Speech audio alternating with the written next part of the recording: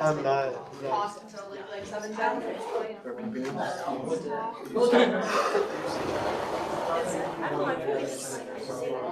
Oh yeah. Oh, I misspoke. It's supposed to say new, not meal. Man, I must have been taking notes with my assignment because he was. It's me. Parker, That's still too. You know I know, but I need a link. It's okay. I sent it to Kristen already. I need a link so I can join from here. Okay. Hey. here you are. Can I help? Oh, I got it, Parker. Okay, all right. No worries. Thanks for calling back. Bye. It's on the way up. Okay, Logan. I think this should be okay.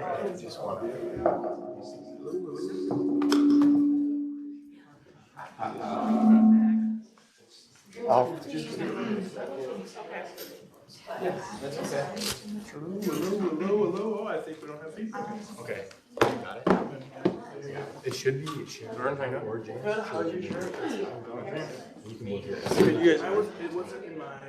Are you here to go? It wasn't in mine. Okay. You.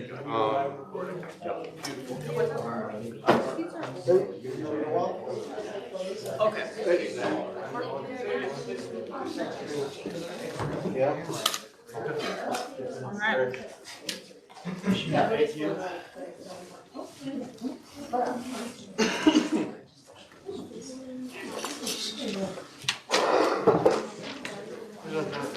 Anyone else want to agenda? How do I say knackups? Is it knackups? You're setting the scene. Just locally. Yeah. Knackups.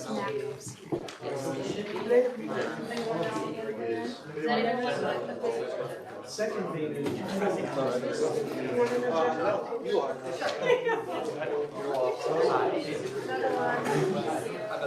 Wait, I think I might be good. So that one's I'm Jordan. Nice to meet you.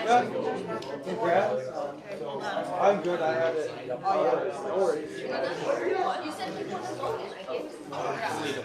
One more. Thank you.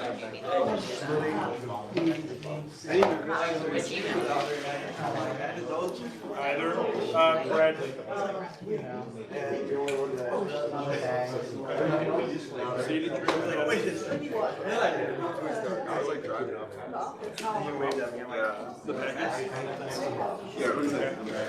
Yeah, it's pretty late.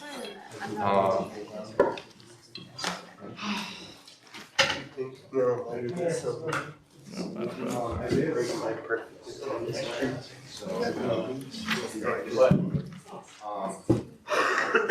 You're dedicated.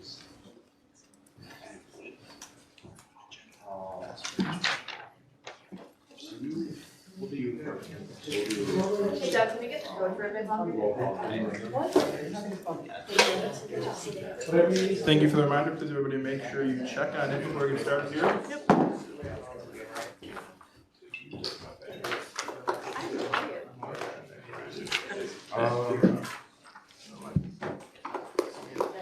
It's freezing right now. I feel freezing cold there.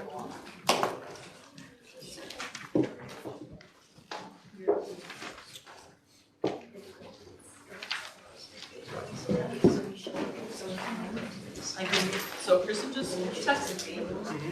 Yeah, Kristen just texted me. Do you still get feedback up here? Okay. Yeah.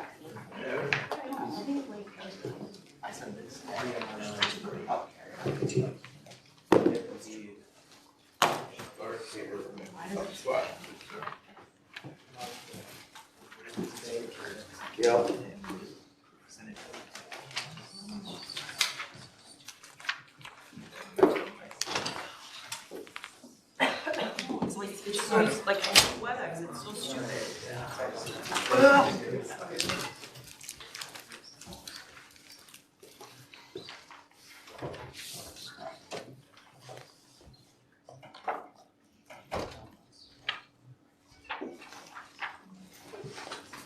She said, got it?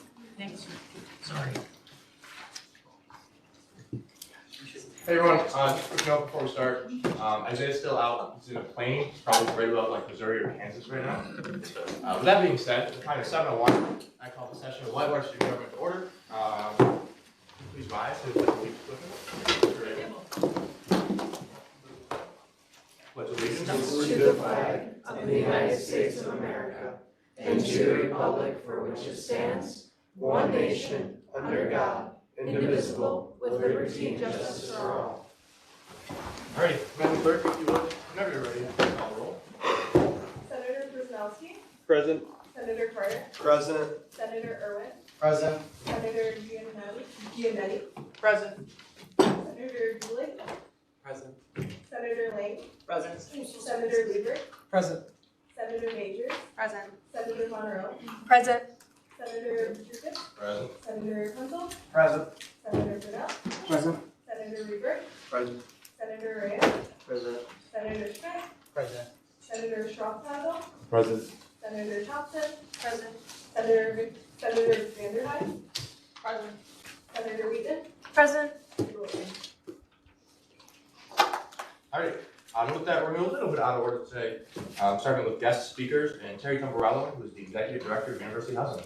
You want to join us up here at the podium?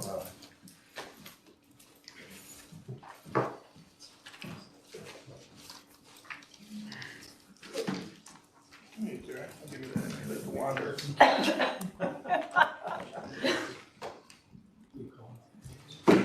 No, I couldn't do it.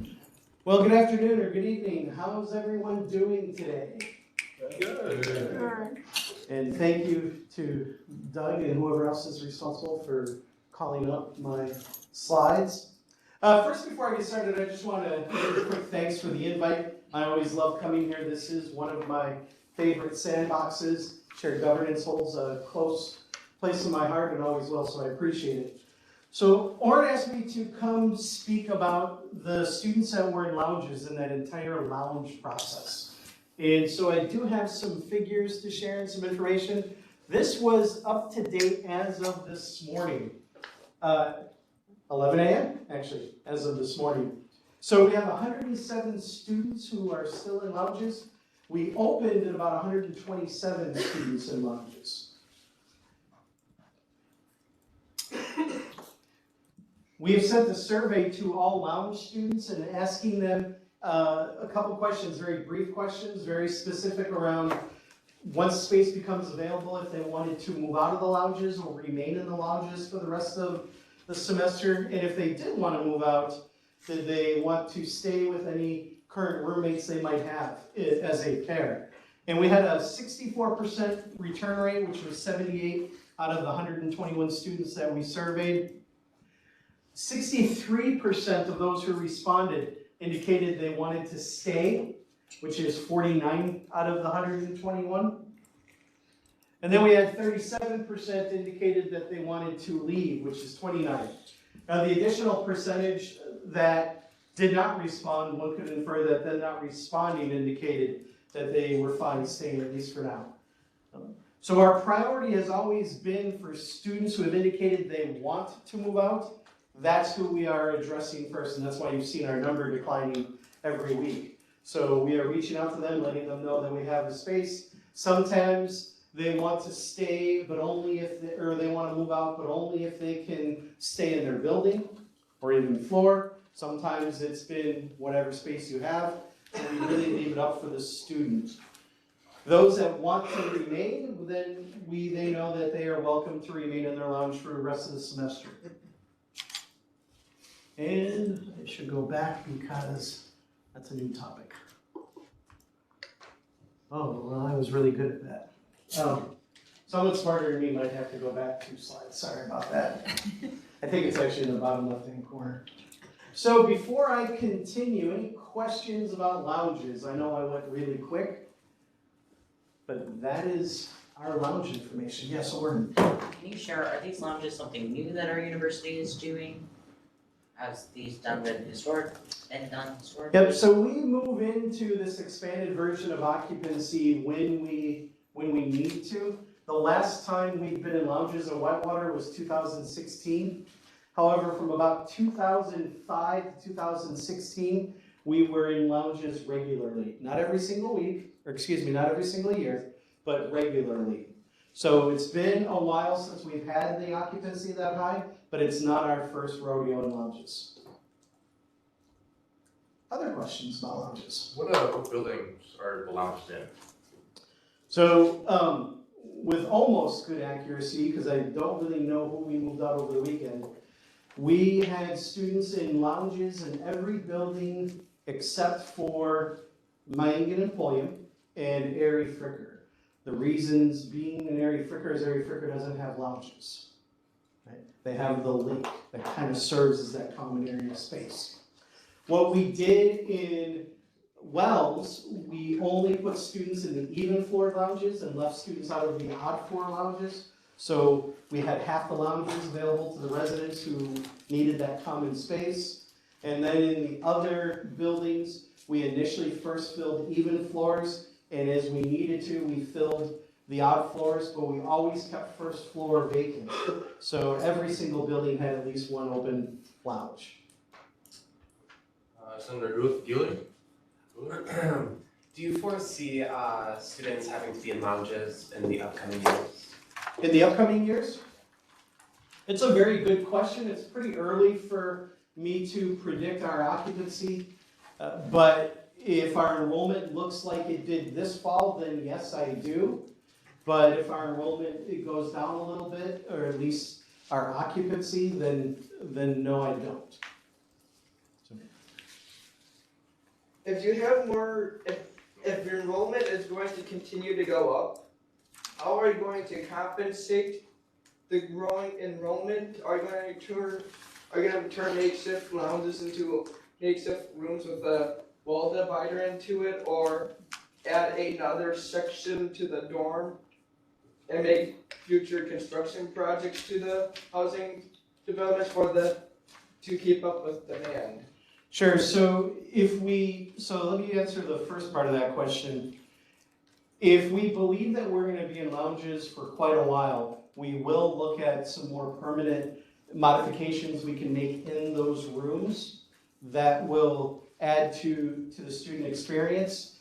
If we feel like we long-term just need more housing, those are decisions that a lot of people need to weigh in, people in our campus leadership, and that becomes what's called a capital project. It is a lengthy project. Let's think like 7 years plus if we were to do an addition to a residence hall or build a new building. We would have to be very convinced that our numbers would justify that. But I think we have other tools in our toolbox that we could do as well if it was a short-term problem.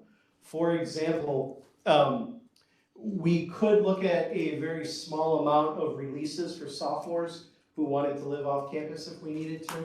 That's something we've done in the past when we've had to. And again, that's a better short-term solution. The challenge of building a new residence hall is we don't want to add our overall bed portfolio if I'm not convinced for the next 30 years, I'll keep that building full. Senator Lang? Oh, Senator Thompson? Where are the students that you want to move out? Where are you moving them to? Where are we getting the rooms? Sure. So most of them are going to open spaces. It's very rare right now that we have completely open rooms, but we are having spaces open up. And it's a domino effect. So if somebody has a vacancy in their room and they want to move over a friend from the other side of campus, we'll first do that. But then that somewhere we'll get to the end of that line and there'll be an empty bed. And that's what we're offering the students in lounges, just through natural attrition the first few weeks that we have every year. And we did open with a few open spaces. Those are ones that became open in the very last couple days before we opened.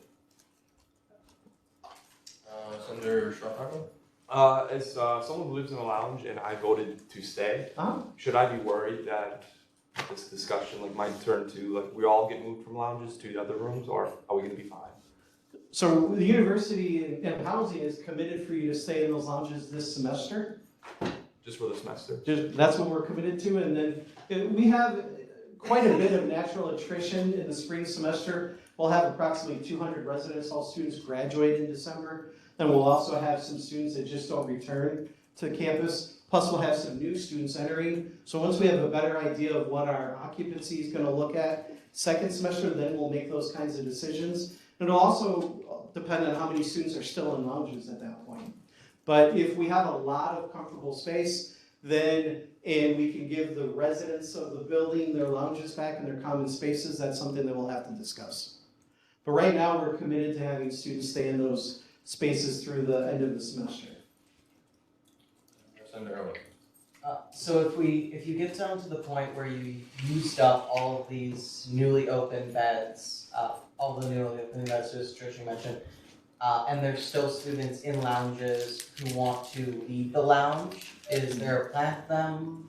Are they just stuck and nothing else is done with them, or? If you're talking about this semester, based on current numbers, that's not gonna happen. So we very much believe we'll be able to address everybody who wants out of the lounges. Senator Meters. What is the current occupancy of one of these lounges? What was the max number you had in one of these lounges? The current occupancy, Yes. I believe it's at 107 as we were at this morning. Per And lounge room. per lounge, it depends on the building, because they're not all the same size. So some of our lounges, like Fisher Hall, for example, can comfortably accommodate 3 people. Some of our larger lounges, like the Wells, can accommodate 5. Senator Schmidt. Have you seen this like impact like how RAs are building their communities on their floor, or like positively or negatively? Could you repeat the second part of that, please? Right when you said RAs. Like building the culture, like has community? having people in the lounges like positively or negatively impacted that? You know, I think it really is going to be the true answer to that depends on the floor and depends on the community of that floor. So obviously that particular floor doesn't have their common area space as designed in the lounge. And so some of those programming and even meetings that typically would happen in the lounge might be happening elsewhere depending on the building. It might be the floor above or the floor below, or maybe another creative solution. Some RAs are more experienced and better at developing community than others, but it really just depends on the building and the floor. Keep in mind, for most of these floors, you're talking, I'll just average it to 4 extra residents. And it might not be 4 extra residents from that floor compared to last year.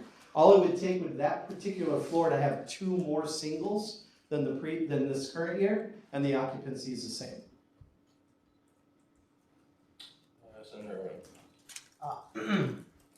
The survey response rate at Whitewater is famously pretty poor. Were there any efforts to make sure that students for this particular survey, given the urgent nature of it, were reached out to by, say, RAs or the reached out to make them sure they were aware and encourage them to fill it out? Sure, and so our return rate, I believe, was 64%. I think that that's a decent return rate. While certainly I always want 100, no matter what survey I do. We do ensure that our staff is talking to these students, and if they're reaching out to us, we're responding. But we do believe in one fashion or another, the word is out to all of these students. Senator Schropp. Would you be open to giving a survey to the students of halls that would prefer if they would have a lounge or not? Like saying, ask the people on my floor, do they need to have a lounge or not? Are you fine with us staying there? You mean for second semester? Yeah, for second semester, yes. So, I'm always open to conversation. Always open to conversation and consideration. In those situations, we'd have to look at it through the needs of the many outweigh the needs of the few. But again, it just depends on what students want and how passionate students were about staying in the lounge. And who's in the lounge? Is it down to one person and it would be a super single? I mean, that might sound great, but not if I can open up that space for the other 53 people. So it just depends.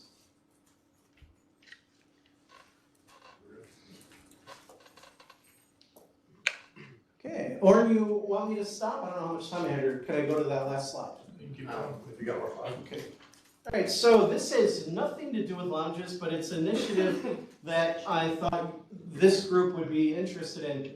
So a year ago, so last fall, University Housing partnered with the math department, and we piloted an attendance program. We reached out to the math department, and we have identified the 2 classes that in a 3-year average had the highest poor grades. We concentrated on D's and F's.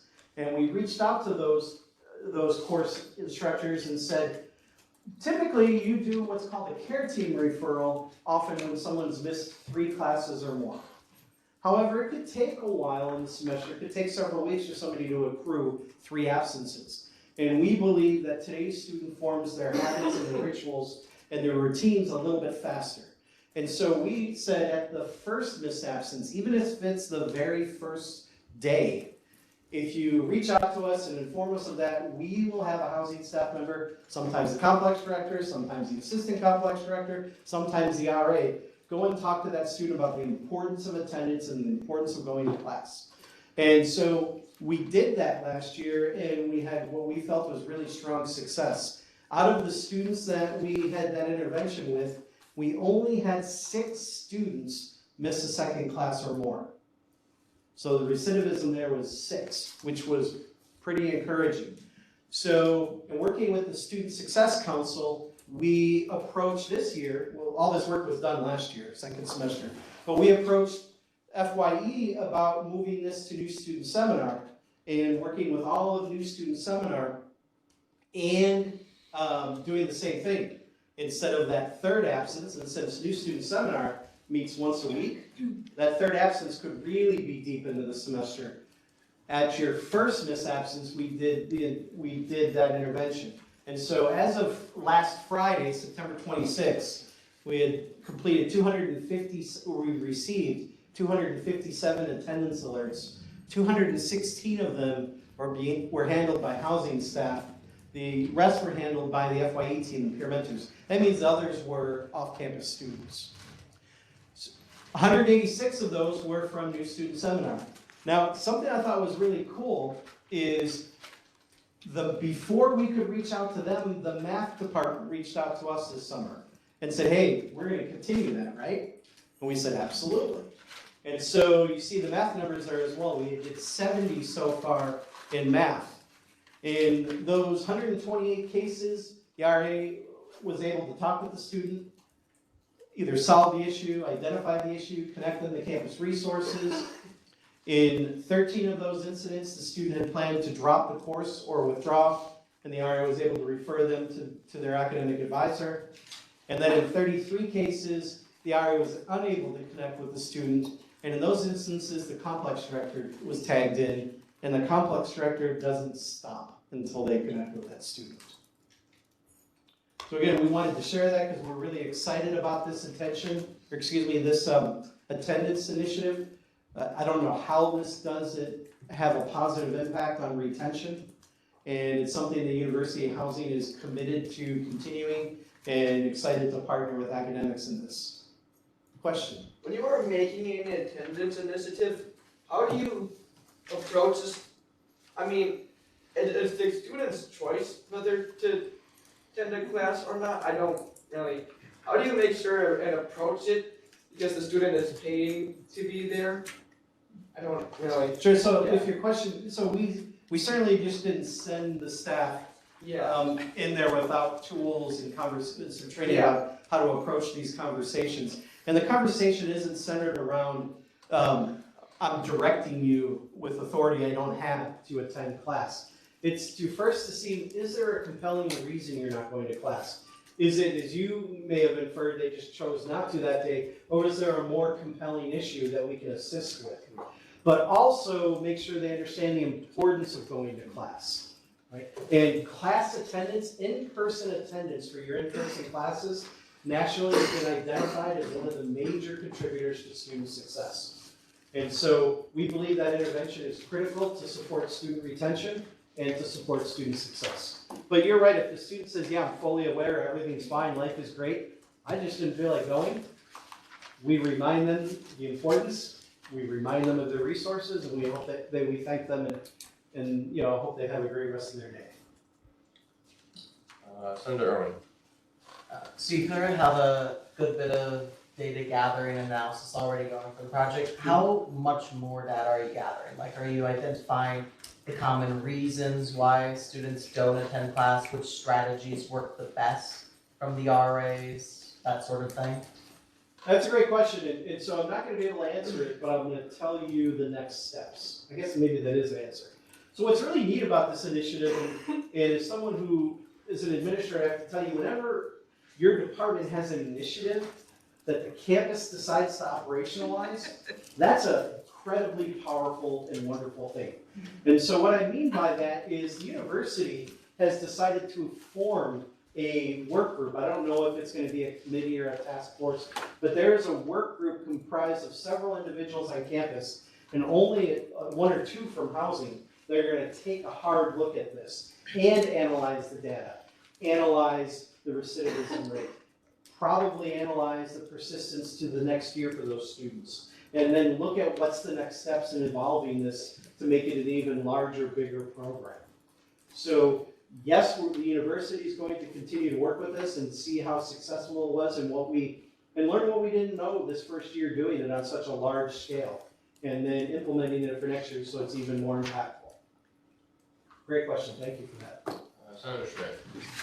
I think you were mildly hitting on this point about possible expansion. Do you plan on expanding to maybe some of the other gen eds, including like worldly arts, English 101, 102, some of those like other core classes? So university housing is open to working with any academic class or course that wants to work with us on this. And I think that's something that this work group that I referenced will also look at. What is the most logical next step? But we have to do it in a sequence that we can ensure we do it right and that we can staff it. That's why a year ago we only approached one department. But we were very strategic in which department we picked. And that was based on data, and we let the data inform our direction. I think there was a question in the back? No? Good. From the gallery? Yeah, I was wondering, what's the correlation between housing and attendance? Like, how did you guys get the idea as like housing directors, to kind of step in about attendance? Sure, so if you are not a student here, I can't house you. And if my beds aren't full, I can't pay my expenses, employ my staff, pay my debt service on our, for lack of better terms, I'll call mortgages to our buildings. And so student success is critical to housing being sustainable. It's also the right thing to do, right? We are here to supplement and to enhance the student's academic experience. That's literally in our mission statement. And so I learned a long time ago that it's housing's responsibility to do everything we can to support the academics of our residence hall students. That's why we do academic programming. That's why we have learning communities and so on. But if students just don't go to class, and there's always exceptions, but generally if students just don't go to class, they're not going to be retained and they're not going to remain residence hall students. Thank you. Senator Thompson. So for the student success, wouldn't also part of it just be trusting the students in order to get to class on time? Or? Well, I would argue that is what we're doing. We're making sure students have all of the necessary resources and information and checking in to see if there were barriers for them not going to class, then maybe they just didn't know how to navigate those barriers. But it still is, as we said, it's still their decision at the end of the day if they're going to get up and go to the next class. Seeing our final question here with Senator Cornell. Will the RAs, once they speak to someone once, return and speak with them again after they accumulate more absences? So if we have more absence reports for that same individual, yes. If it's multiple, it probably will be kicked up to the complex director at that point. But one of the things that I think is really quite nice about this particular initiative is RA's number one responsibility, not their number one priority. Their number one priority is always going to be safety. But their number one responsibility is interacting with their residents. And this is just another form of interacting with residents. Some RAs naturally, organically are really, really good at that. Some RAs, especially if it's their first semester, might need some nudging to make sure that they always know best ways to interact, how to interact, why to interact. And this is just one more reason for students to interact with their resident. Oops, I said that wrong, sorry. One more reason for RAs to interact with their residents. Okay, actually, our last question here is Senator Smith. I was just wondering, how do you determine if a student is struggling, whether that gets referred to like a success coach, the care team versus like a complex director? Like, where is that decision made on who gets priority, I guess? Who gets priority? Of like helping the student first, like the first one to step in, who do they decide is the first one to step in?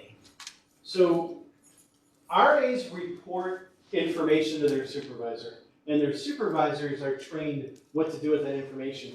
So one incident might be reported to the care team, but also might be reported to the success coach or one stop, might also be reported to the complex director's supervisor, might be reported to the dean of students office. It just depends on what that incident is, but the complex directors receive an incredible amount of training, and that training never ends. So we're never just a one report, it's whatever that student needs to be successful. Well, thank you so much for joining us. No, thank you for your time, and thank you for all that you do for our campus, and I hope you have a great rest of your meeting.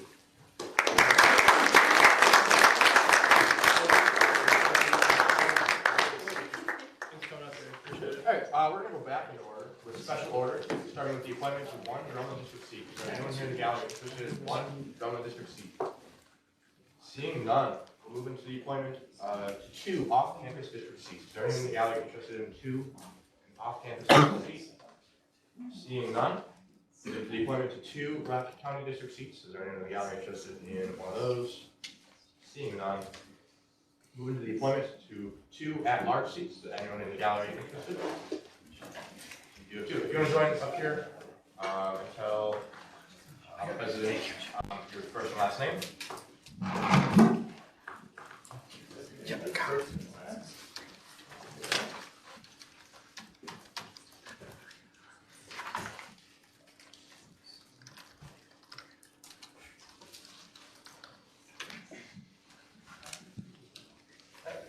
If you just want to say your name, major, year, and why you're interested in joining student government.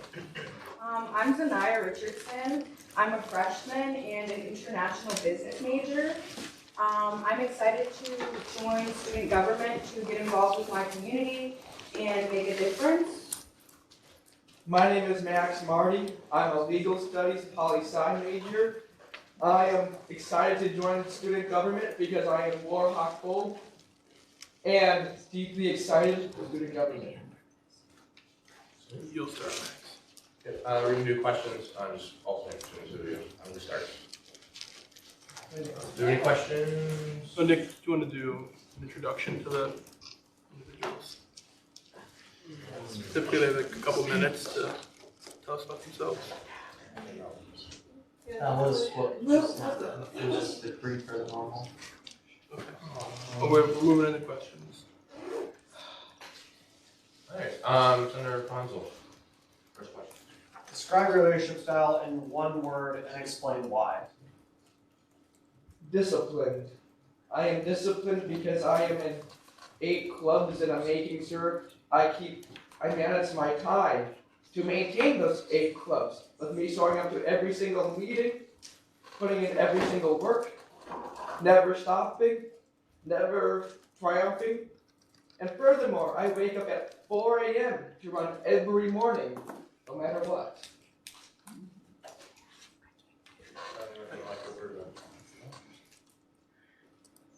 Can you repeat the question?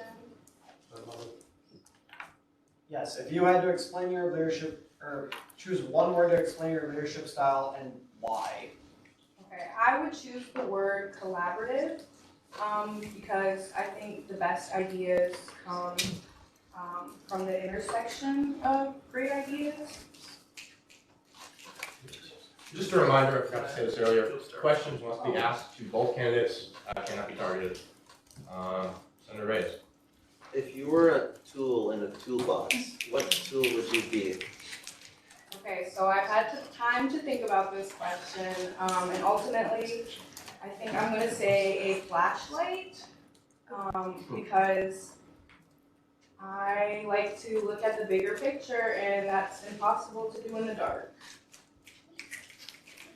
I would be a calculator. The reason why for a calculator is that a calculator is a trusted tool that can help you calculate the equations. But I would also be a Texas instrumental graphing calculator. The reason why is I can think about the broader picture of things because I can see the whole graph and analyze the slope of the x and y intercepts. Senator Thompson.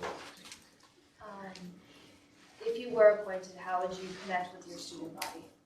Did you say that again, louder? If you were appointed as a senator, how would you connect with your student body? Listen with empathy, compassion, and kindness. Always be there for everyone and hear every individual stories with calm, quietness, and compassion. That was a really great answer. I think listening is a key component in making a difference. And to expand on that, I would say expanding reach and expanding who we're listening to. Yeah.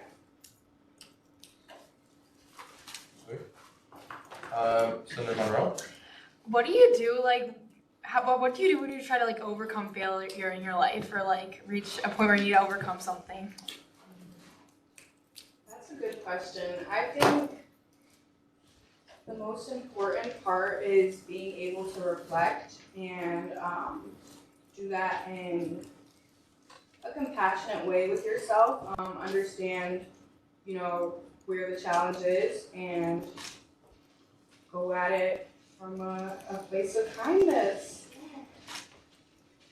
Honestly, that really resonates to me. I have seen a lot of valleys, pitfalls, eaves and rivers through student government itself. With me, I don't know, with deep challenges and deep commitments through the heart of self-discipline, I have tried to be right here again. But I'm always here trying to serve Whitewater and hopefully be a seat upon the Senate of Whitewater Student Government. Because I have been always communicating about my dream to all the students every time I go out to drumline lunch and dinner. And I even do it during breakfast too.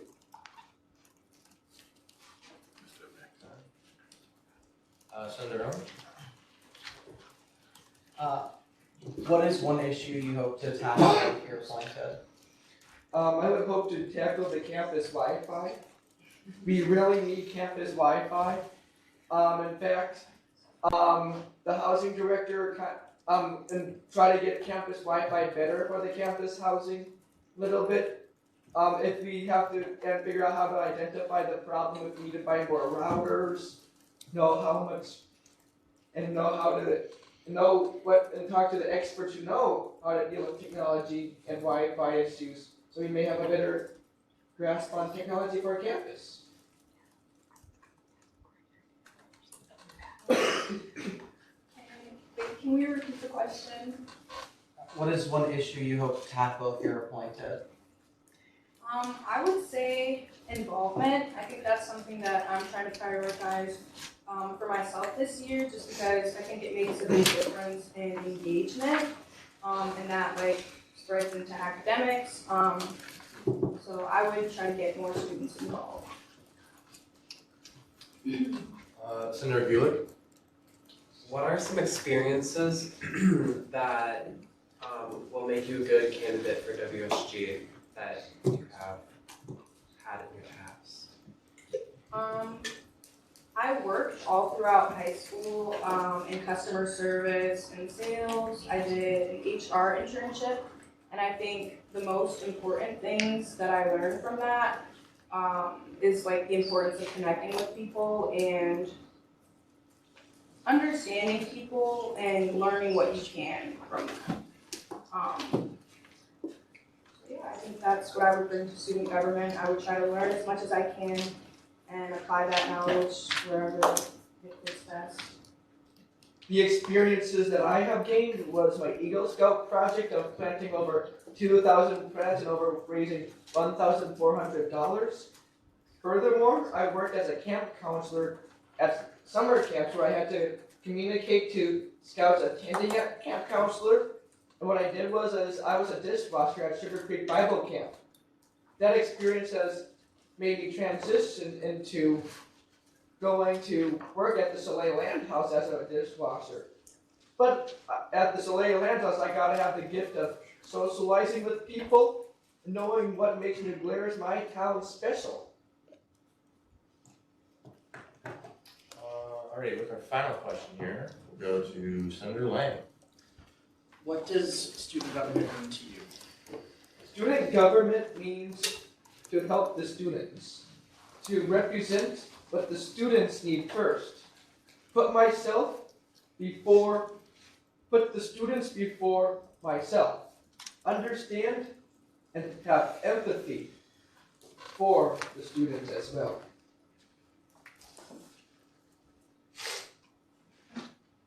To me, student government means giving students a voice and finding a way to solve issues that they're not in a position to solve or they don't know where to begin.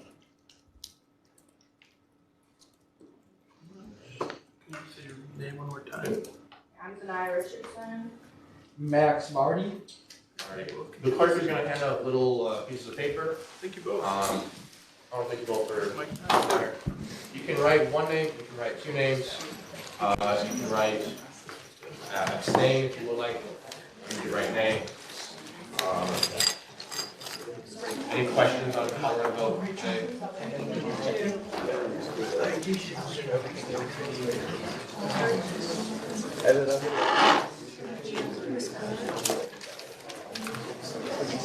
No, I'm the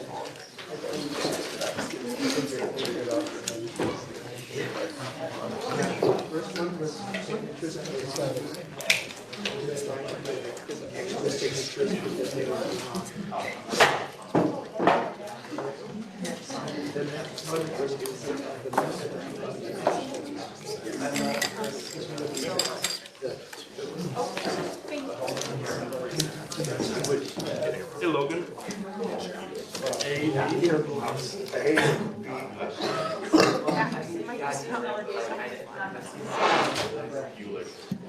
What do you want?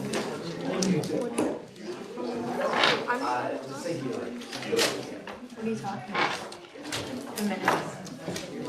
About, and it's a long time. Test. Okay, we're back.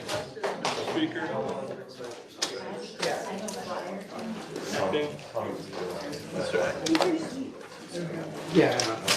We will look at that's up. I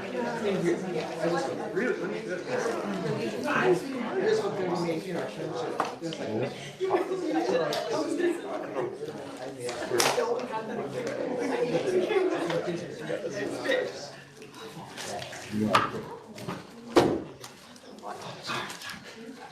Is it safe?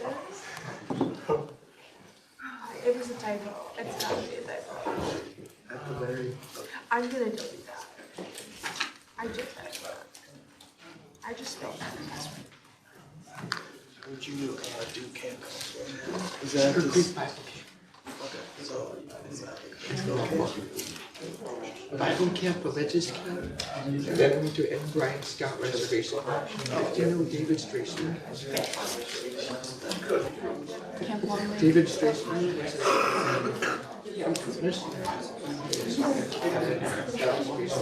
we worked there for 2 years.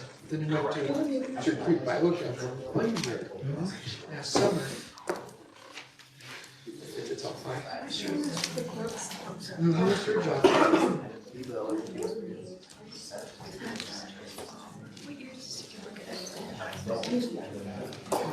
What's yours? 22 to 23. I was a scout.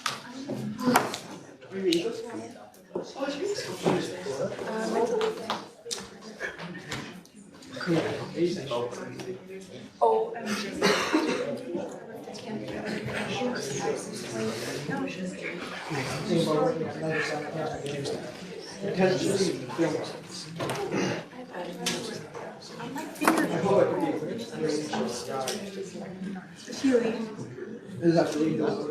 my gosh. He has a meeting. Oh, I have. I'm gonna have to. There's so much. We're not gonna get it done. In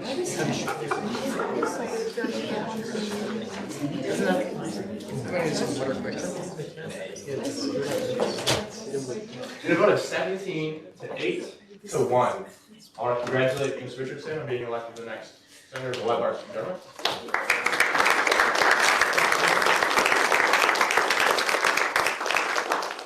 If you could see me after the meeting, I gotta get you some information. Alrighty, we are moving on into the approval of the agenda minutes. Starting with the minutes from September 8th, 2025. Can I get a motion to approve? Senator Rapunzel? Motion to approve. Seconded by Senator Majors. Looking for a voice vote? Acclamation called by Senator Irwin. Now we're moving into the minutes from September 22nd, 2025. Can I get a motion to approve? Senator Majors. Motion to approve. Looking for a second? Seconded by Senator Lang. Going to voice vote. Acclamation called by Senator Irwin. With that, move to the agenda for September 29th, 2025.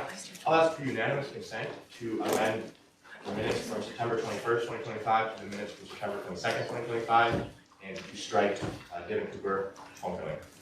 Any opposed? Seeing none, that change has been made. Looking for a motion for approval. Senator Fonzo. Motion to approve. Look for a second. Senator Thompson. Moving to the voice vote. Acclamation called by Senator Irwin again. Y'all get it quicker on this. All right, with that, we're moving into student issues and concerns. Is there anyone in the gallery who's interested in student issue concern? As a reminder, it cannot be anything on this agenda. Seeing none, all right.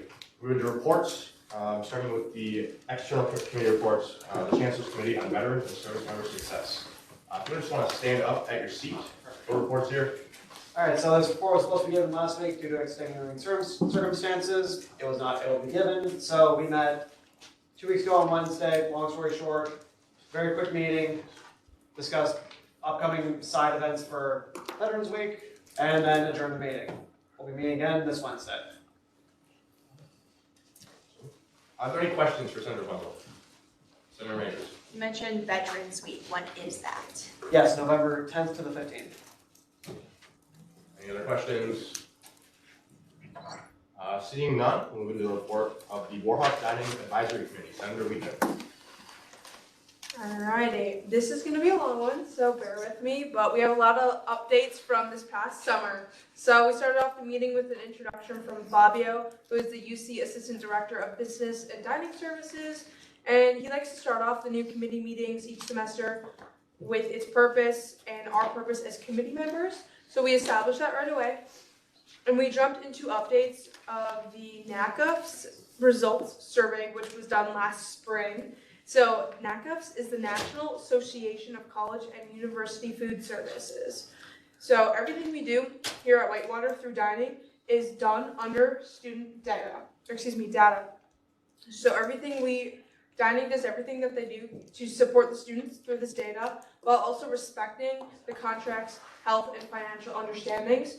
So keeping that in mind, we'll run through all of the other updates, and that just gave us a nice understanding of how dining works, and I think that's a great way to introduce the meeting. Overall dining updates, the opening for this semester went very smoothly. Overall staffing, full-time staff is up, but we're struggling a lot with student staffing.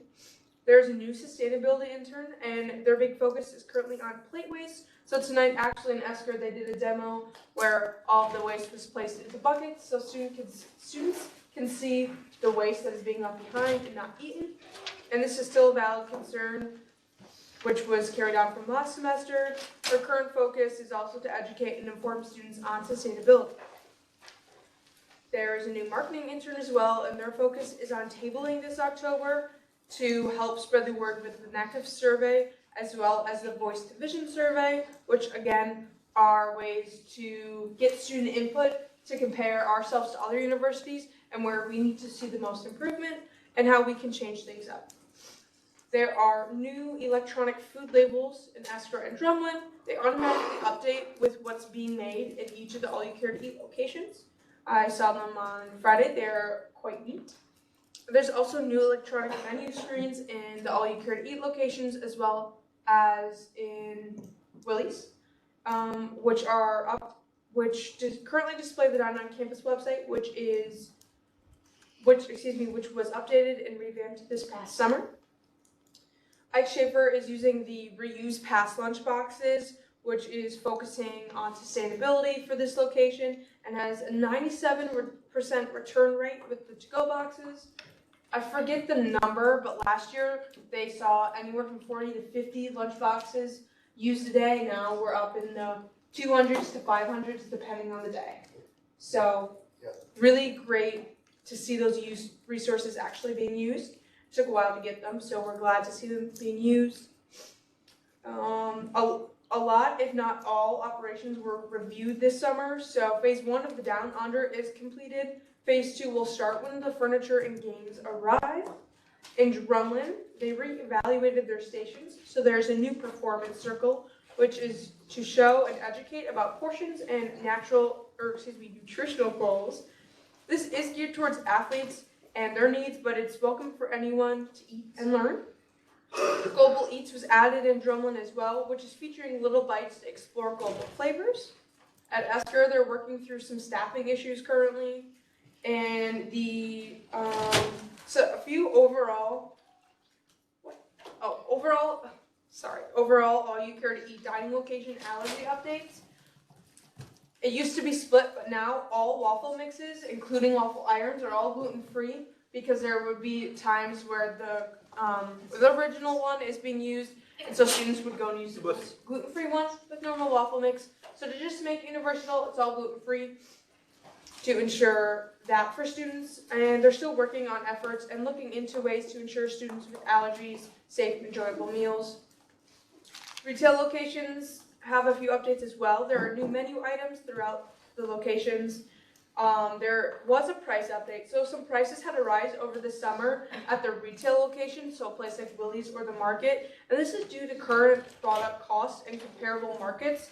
So it's more so, this is what they, Dining mentioned, which I really like the way they explained it. The prices are now, they right-size the prices. So they were actually being undervalued, so now they're right where they should be. Overall marketing dining updates. The Voice Division survey is the fall version of the NACF survey, which is happening right now in a few weeks. As fellow senators, I encourage you all to complete this and spread the word to your fellow constituents to also complete this form. When I encounter a student with a dining issue, I normally refer and ask if they've completed any of the surveys, as that's a direct way to use data to ensure that their concerns are being met. Obviously, mouth-to-mouth word communication does work, but this is so it's in the systems and we can compare and contrast and find ways to fix it in a universal scale. And so I always like to push that, and they're going to be having raffles and prizes for students that fill that out. Finally, Family Feast is this weekend on this Friday the 3rd. This is an event during dinner in Esker this Friday, which is the day before Family Feast. All right, and with that, Mr. Speaker, I yield to questions. Deputy Speaker, but are there any questions for Senator Wiener in the gallery? You can see. I have a few that I noticed even today. You mentioned the replacement, or not replacement, the addition of the certain themes for the performance table. The performance circle and the enrollment. However, I found it really odd that you had mentioned you were wanting to, or that Diane wants to keep making efforts for allergies and for people there. It seemed as if that was completely gutted as of today, where the performance section was up.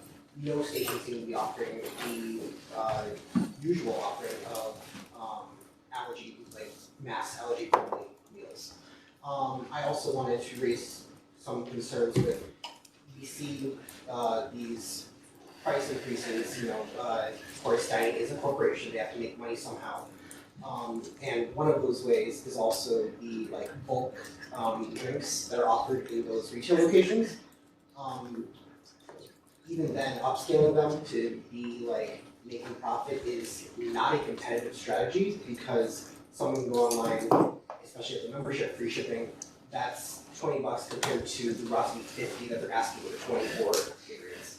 I think that because they are in those big packagings, to me, and of course that is how they come naturally, but I feel as if that is dining saying, hey, this is extra, we don't need it or want it, and that kind of goes back to show that the choices that they are making are vastly overestimating what we actually need.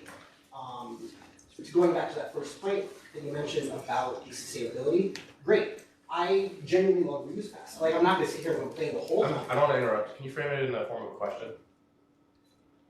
What efforts are currently being taken to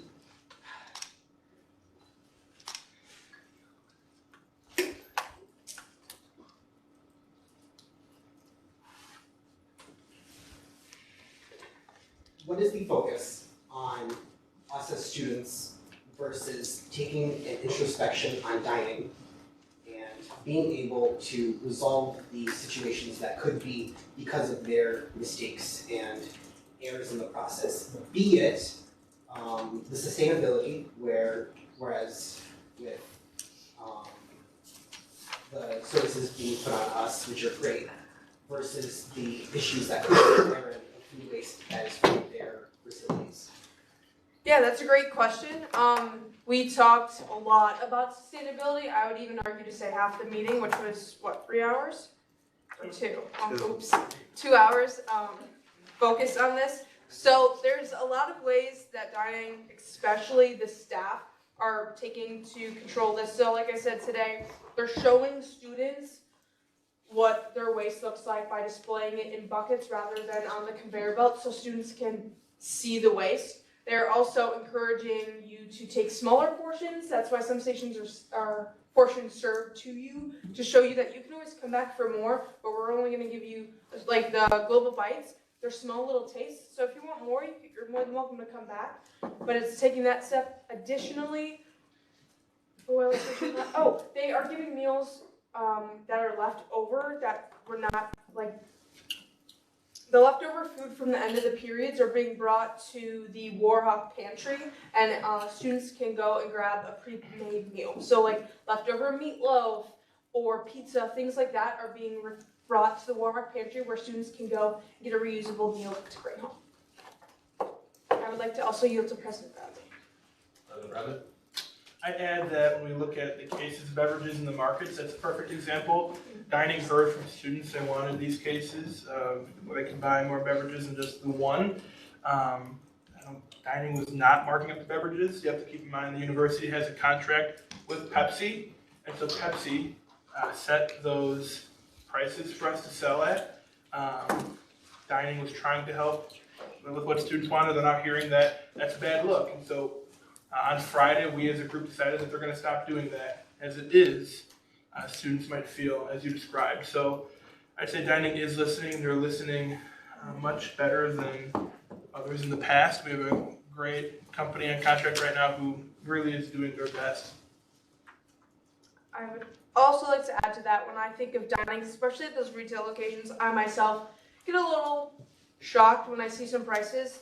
If you think about it this way, at a gas station right now, a Gatorade bottle is anywhere from $2.50 to $3.50, depending on the bottle. And someone did the numbers in the meeting, and it was $60 for all the water or Gatorade bottles in the case. So technically, it was being sold $10 under the bottle. So think about it in that way again with the licensing and stuff. It is hard to digest, but it's what they have to do. 3 questions left. We'll go to Associate Director Caliber. Yeah, and then off of that point, just to add some more context. Can I add a point of information? Yeah, go ahead. When you think of those high retail prices, something that I've learned is that when you think about a place like Walmart, or you say you can buy online in a much better price, that's completely true. But you gotta think about the bulk that these places are buying it. Walmart, Amazon, these places, they buy thousands of Gatorade bottles, and when you buy at that bulk, you get a discount, and then you can sell them for a much cheaper price. On campus, at somewhere like under Esker, you're not buying thousands of Gatorades, you're buying 50, right? So you can't sell them at the same margins. It's like that at the airport. It's like that at college campuses around America, because you're just not buying at that same level of bulk, so you can't sell at those same convenient prices. You're paying for the convenience, and you're paying because you're supposed to use your meal swipes, not supposed to, but encouraged to use them in the dining hall. So if you want to use them in the retail locations, that's part of the thing that comes with it. Senator Bueller? Yeah, I was curious. Is there any push for getting more options for people with allergies? Because, you know, I've seen the gluten-free stations. It was kind of really depressing. And my mom has celiac disease, so it makes me feel really bad, especially for people who have gluten allergies. Yeah, we discussed this quite largely as well with the news of the gluten-free waffle irons and batters. There's been lots of questions and talk if microwaves and toasters could be available for the frozen things in the refrigerators. And what we discovered and learned from dining was that they want to ensure students with the most safe options. The safe option would be to leave it in the packaging rather than opening it and putting it into an environment that they cannot certify is gluten-free.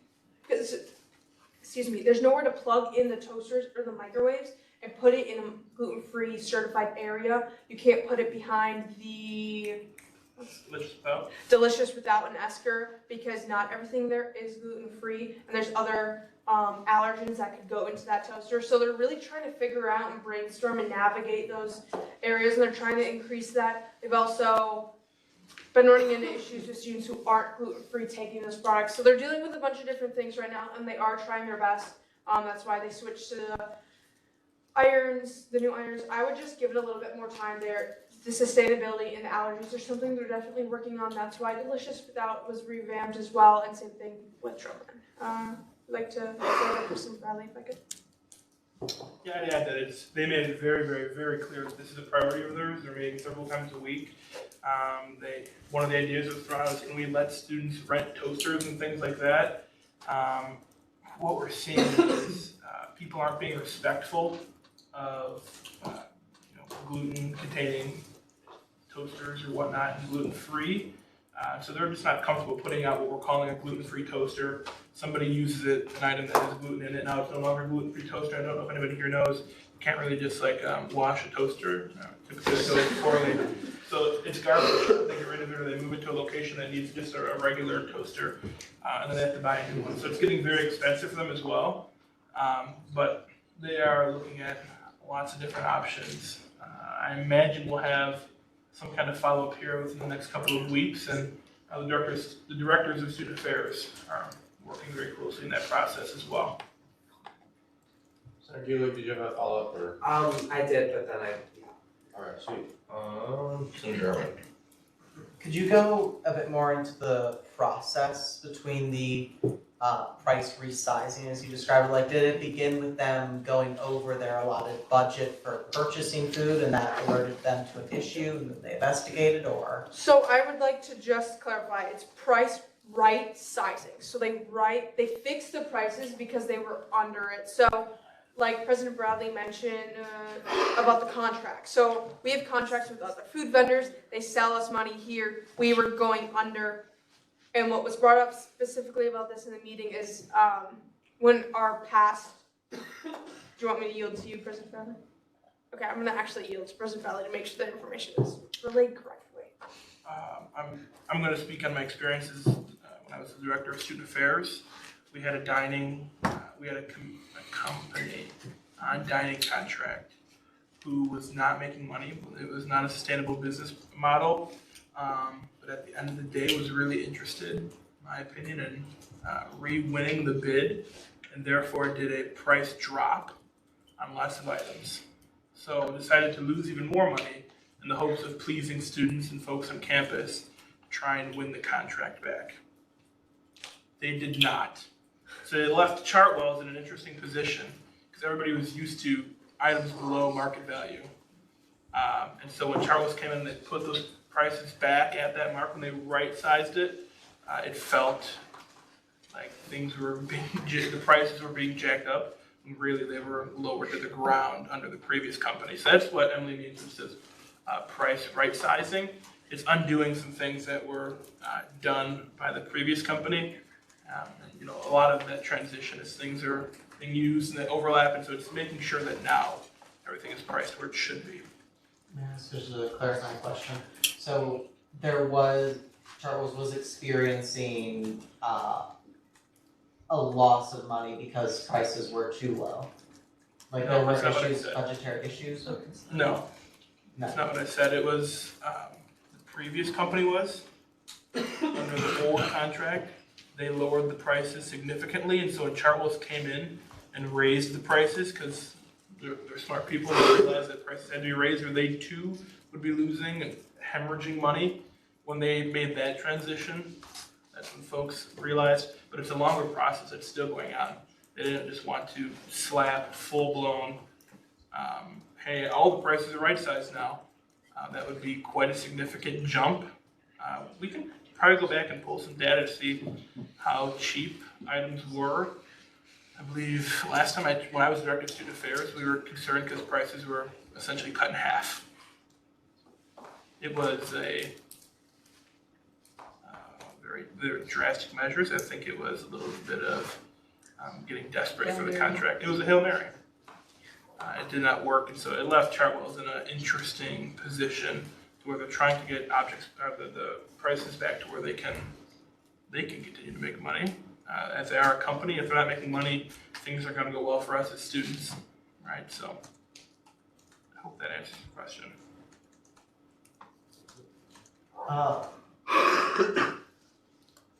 Not particularly, because my core question is Chartwell's losing money for the past semester and this semester because they did have products left to right size and haven't completed that project? That's not something they share with us. We don't have access to their budgets.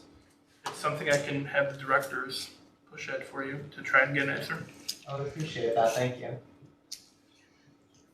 Senator Cornell? One of the largest complaints that I get from constituents is that the retail equivalency plan no longer fully covers some meals that were fully covered last semester.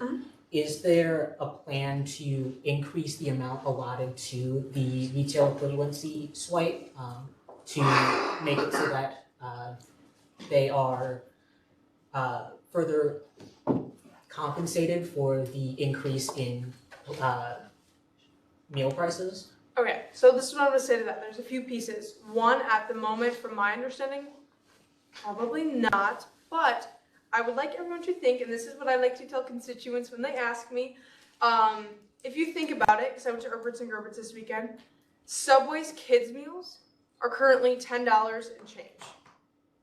If you get a full meal here with a beverage, a sandwich, and a bag of chips, it costed me $11 and change. I used my retail equivalency, which was $7.50, and I used dining dollars on the rest. With my dining dollar discount, I paid a little less than $3. So yes, I paid out of dining dollars, but that's the purpose of having dining dollars. And the main purpose behind the retail equivalency swipe is not to get a fulfilling meal, but is to get something different than the meals at the all-you-care-to-eat locations. That's why they were chosen by students, because they wanted a little flexibility in their flavor profiles that they were having every week. That's also why I would say to constituents, make sure you're filling out the dining surveys that you get, because a year ago when we switched to Chartwell's, we had the students make the choice whether it was retail equivalency or just a swipe. I'm also going to yield again to President Bell. That's okay. I'd also add, if you take the total that you pay for your retail swipes, for all of them throughout a semester, you divide that by the number you get, right? Because there's different numbers. It is less than the $7.50. I think it falls in the $6 range. So it's a little bit of an incentive to use those and to use them in the dining halls is they're giving you a little bit of a discount. So that's one reason why I'm not seeing any reason why that's going to change. The dollar value will change soon. From the gallery, I'm not there. Something that Senator Nita mentioned was regarding the dining dollars. I was wondering, is there any plan yet to implement a rollover mechanic to allow previous dining dollars purchased from previous semester to continue on to the next semester? I would say no, and to my knowledge, I don't think that will really ever change. And I think the big thing is most, actually, I'm not sure why. Do you know why? I don't know why dining dollars don't roll over. All I know is that they do, and it's probably not going to change. Next semester, you can always add more. I really don't know the answer of why to it. All I know is it's probably not going to happen. Did you have a follow-up? What was that? I'd also like to ask why there is a cutoff to the addition of either approval points or dining dollars on your account. I'm not familiar with that. Can I yield some? Do you know the answer? Please answer. So the cutoff on September 19th was to change a meal plan or to change the amount of dining dollars that you start the semester with. However, as someone that did this, you are able to go to the Hawk Card office and add more dining dollars to your account. Senator Majors do. Just to follow up, great explanation. So the cutoff was to add the bill to your student bill. You're still able to charge to your pocket. The deadline, the cutoff was to charge them to your student bill.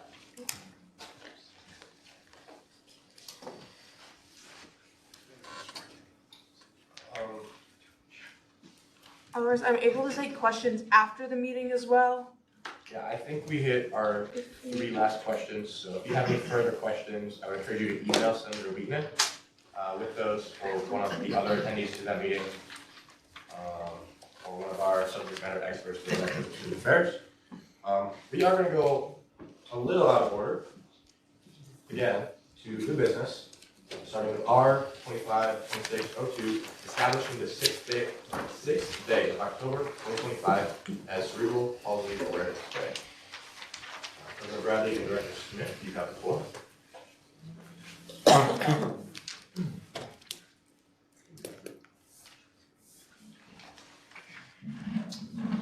Good evening, everyone. Hello again. You received this in the packet that was sent from the clerk, so if you have some tech with you, feel free to pull it up in that email. As you were notified by a campus email, we lost a student this year. Her name was Katie Gruber. Director Smith and I thought it would be very fitting to write a little resolution here. We're going to share it with you. So without further ado, whereas Catherine Katie Gruber was a shining example of what it means to be Warhawk bold, having spent 8 years on campus as part of the Warhawk community. And whereas Katie Gruber was involved across numerous student organizations, including the Spirit Program, the Disability Advocacy and Awareness Coalition, Active Minds, and the Alpha Delta Phi Society. And whereas Katie Gruber was a valued part of residence life on campus, having lived on campus all 8 years of her time at UW-Whitewater, she was part of the Wells Leadership Involvement Team, known as LIT, and was an active and valued member of the Residence Hall Association, RHA. Noting, Katie Gruber had a particular passion for disability advocacy because of her lived experience with the diagnosis of cerebral palsy. And she never passed up an opportunity to advocate in any way that she could. And furthermore, the official color of cerebral palsy awareness is green, as it symbolizes hope, advocacy, and progress. And recognizing Katie Gruber was born on the 6th day of October 1992, and recognizing that Katie Gruber passed away on the 10th day of August 2025. And so therefore be it resolved, the UW-Whitewater community is encouraged to wear green on the 6th day of October 2025, Katie's birthday. And therefore be it finally resolved, the 6th day of October 2025 shall forever be recognized by the students of the University of Wisconsin-Whitewater as Cerebral Palsy Awareness Day in honor of Katie Gruber.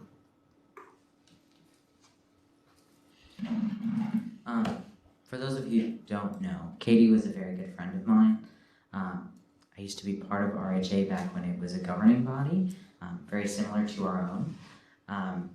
And Katie was one of the most active and excited people to be there.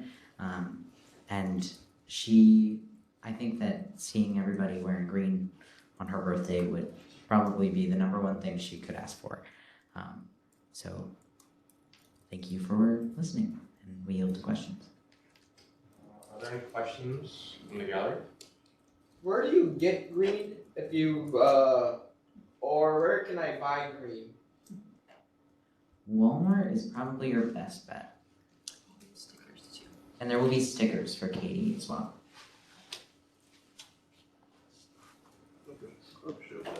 It might be a little hard to see, but there was a logo that was made. It is a ribbon, green, purple, letters KG in the background. So,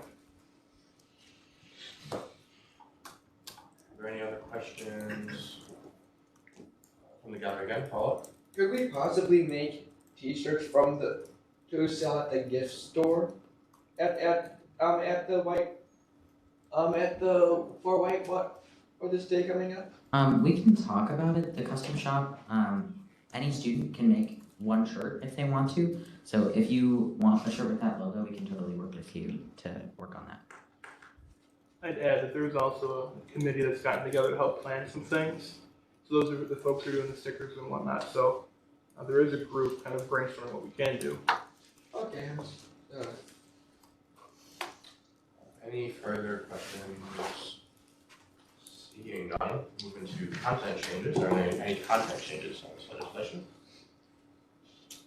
Seeing none, move into clerical edits. I just have one. It says UW Whitewater compliance. We change that to University of Wisconsin-Whitewater. I'll ask for unanimous consent to make that change. We consider that a friendly amendment. Alrighty. Any other clerical edits?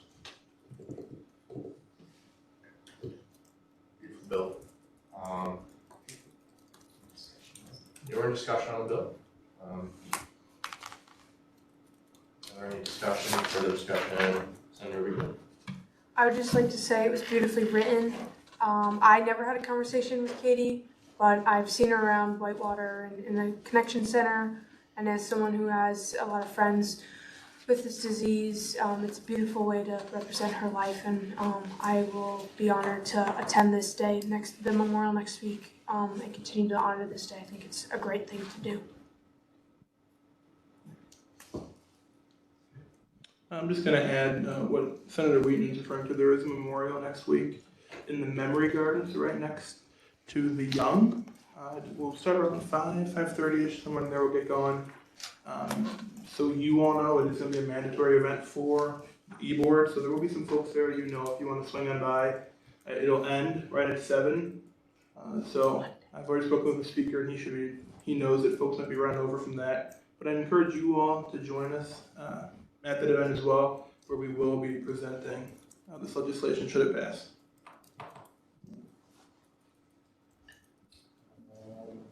Seeing no further discussion, Madam Clerk, if you would, please call the roll. Senator Brzezowski? Aye. Senator Carter? Aye. Senator Irwin? Aye. Senator Giannetti? Aye. Senator Zulik? Aye. Senator Lane? Aye. Senator Liebert? Aye. Senator Majors? Aye. Senator Monroe? Aye. Senator Patricius? Aye. Senator Pinto? Aye. Senator Purnell? Aye. Senator Liebert? Aye. Senator Reyes? Aye. Senator Thompson? Aye. Senator Vanderhyde? Aye. Senator Wheaton? Aye. In a vote of 17-0, the resolution R252602 establishing the 6th day of October 2025 as Cerebral Palsy Awareness Day has passed unanimously.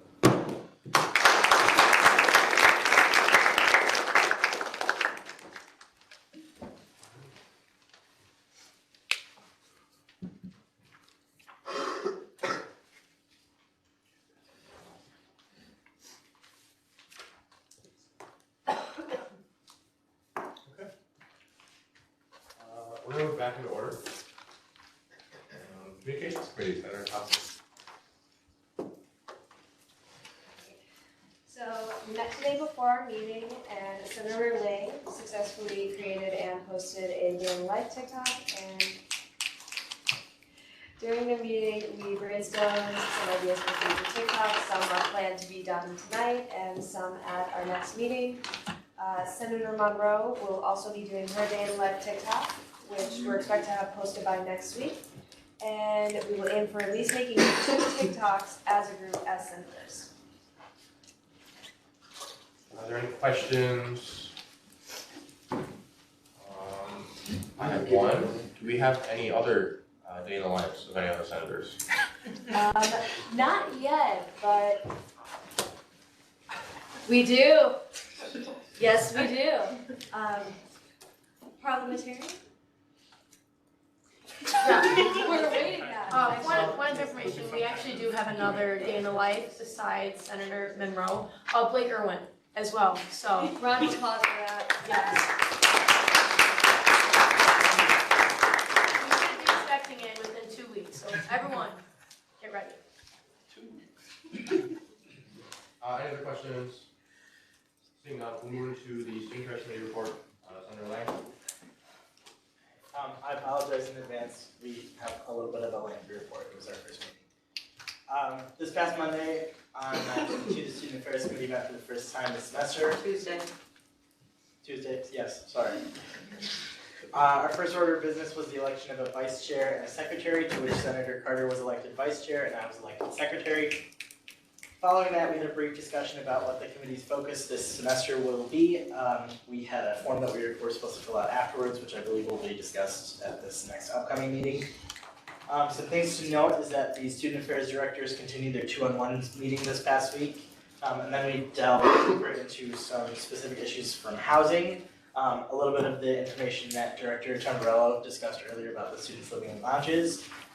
We talked about dining a little bit, specifically usage of meal plans is up 11 to 15%, as well as satisfaction rates. Compared with other UW schools, UW-Whitewater appears to have the most affordable dining options right now. And then an update on the Dunkin' Donuts project. Construction is supposed to start this summer and be completed by the fall of 2026. For athletics, it's worthy of note that the WSG program has a strong relationship with our athletics, and we'd like to continue that. And athletics is looking to make their well-being spaces more accessible to everyone, not just the athletes, so the Williams Center and the gym under Wells. And then UHCS, the block party was this past Wednesday, and I was told that it was fairly well attended. And then we also discussed the health vending machines or the vending machine that is currently in Wells, with many free resources in it, like Plan B, testing strips. And it was discussed the sustainability of that and looking at getting those machines in, I believe, more dormitories. Point of clarification. It was brought up by a senator to look at developing them into new residentials. There are currently no plans to do that. For upcoming events, we discussed homecoming a little bit, and then the housing fair, which is on 10/6. Invites and reminders have been sent out. We then heard student concerns ranging from dining to UHCS, but to name a few specifically, prices of on-campus food versus off-campus, which Senator Wheaton had discussed earlier, and then more dining concerns, as well as a lack of commuter parking spaces. Something that was specifically noted was that we've had commuter students that have missed classes because they could not get a spot specifically in commuter lots. And then increasing the availability and awareness of mental health resources provided through or by UHCS. And following that, our meeting adjourned at 8:38. So I will yield to questions. Any other questions from the gallery? Usually, there are 14 slots allotted for mental health solutions per semester. I wonder if there's a way to increase it so you don't have to, because let's say like you need resources or you need to have a longer term, you eventually have to pay. Is there a way to increase the amount of mental health needs for students So they don't, for counseling, so they eventually don't have to pay, or I don't know? Point of clarification? Yeah. So a couple things. University Health and Counseling Services has 14 per academic year. Usually there's 7 per semester. You can get free unlimited counseling from Winter Counseling Services in Winter Hall. If you want more information on that, totally send me an email. Yeah. And then there's also Mantra available online for any student to use at any time. So that's also an option for available mental health services. Does that answer your question? Yeah, okay. So if you wanted to have it traditionally, you have to have do the 7 per semester route? That or winter counseling is also Okay. counseling. I'm by, oh. Okay. Let's connect about it later. Alright, I just want to know about that and have my students out too. Do we have any other questions? Seeing none. I'll move to the report. President, Mr. Douglas Allen. Thank you, Mr. Deputy Speaker. All right, how's everybody doing tonight? Good? Whoa, that was silent. How's everybody doing tonight? A little better, all righty. So last week I met with the Chancellor, the Vice Chancellors, and shared governance, and we went over each of the governing group's priorities for the year. Additionally, I had a foundation meeting, the philanthropy and engagement. UHCS had a block party here, it went well. I was called to a meeting, so unfortunately could not attend. A cabinet met, Warhawks vote met, and then the Warren County Advisory Committee. I also, with Logan Carter, reffed a powder puff game that went very well. How many people were there, do you say? About 100, 200? So I think it went well. This week we had SPBC this morning, Strategic Planning and Budget Committee. In attendance was also Deputy Speaker Patrikas and Vice President Parker Bain. I also met with Thomas Lisowski. We went over some policy things, just a little bit about what Tanya, the Dean of Students, spoke about last week with getting all of our policies into the policy library, making sure they all follow the same template. I imagine we're going to be bringing that before this body here in a few weeks. So we had an introductory meeting about what would it look like to get student government to approve that. Also, the operations director that would fall under student affairs, we have interviews for this week. They are virtual interviews. Additionally, University Staff Council meeting. So I do need a student representative to serve on University Staff Council. I believe Thursdays, 9 a.m. They only go an hour. They're in this building. But if anybody's interested in being a WSG rep, so I see a hand from Senator Wheaton. Let's connect afterwards. And if anybody else is interested, we can send you as well. If not, I'll have the speaker appoint somebody. So looking to hopefully get somebody who is interested in attending. Additionally, there are some NALT budget presentations this week. Anybody remember what NALT stands for? We've been over it before. Looking for a senator. Looking for a senator. Somebody besides Emily Wheaton. Puzzle. Non-alcohol leadership team? Yeah. Bingo, bango. Stop by the office, I'll get you a gift or something. And then everybody knows what Friday is, right? October 3rd. It's the best day of the year. It's WSG training with OGC. Everybody remember what that stands for? It's a trickier one. Office of General Counsel. So they're coming from the universities of Wisconsin. It's not a Whitewater person. It is a formerly known as system person who come to do our trainings on viewpoint neutrality as well as open meeting law. Next week we have a memorial for Katie Gruber in the Memory Garden by, like I said earlier, by the Young. It'll be from 5:30 to 7, so I'll be running over here afterwards. The Parking Advisory Board will also be meeting in the Chancellor's Leadership Council. So with that, I will yield to any questions. Are there any questions in the room? The UW Whitewater Foundation was doing some sort of fundraising drive, I believe, for the past little while. Has that concluded, or how's that going? They have what they call a campaign. Our Stories, Our Future, I believe. It's going well. It's still going on, I believe. How they calculate that total is the money they've raised since the last one, right? So when they say we've raised X amount of dollars, it's from the last campaign, which wasn't actually that long ago. So I can get you some more specific dates. I believe what I last heard, don't hold me to this, I will follow up with all of you about what that actual value is. I believe they're halfway there. I believe it's a $50 million campaign. That would mean they're at 25 million. For those who didn't want to. Any other questions? What time is the October 5th meeting going to be at for the Senate leadership training? So the WSG training is October 3rd. That is this upcoming Friday. It'll start at 1 o'clock. It's scheduled until 5:30 in the Summers Auditorium down in this building downstairs, kind of behind the Dub. Our goal is to get out of there around 5-ish, but we got that 5:30 window, and just in case things run a little long between transitions and whatnot, as it is technically 3 separate trainings. Right, one is at the OGC, one's at WSG, one's a little bit about SUFAC. So it's technically 3 trainings that you all have to attend all of them for. And if you recall, it is a mandatory event. So I'll let Senate officers give a little more info on that as they please.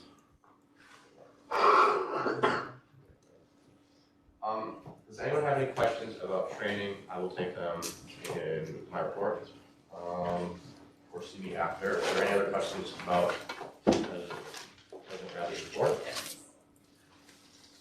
Seeing none, move into the report of our Vice President, Mr. Parker Bay.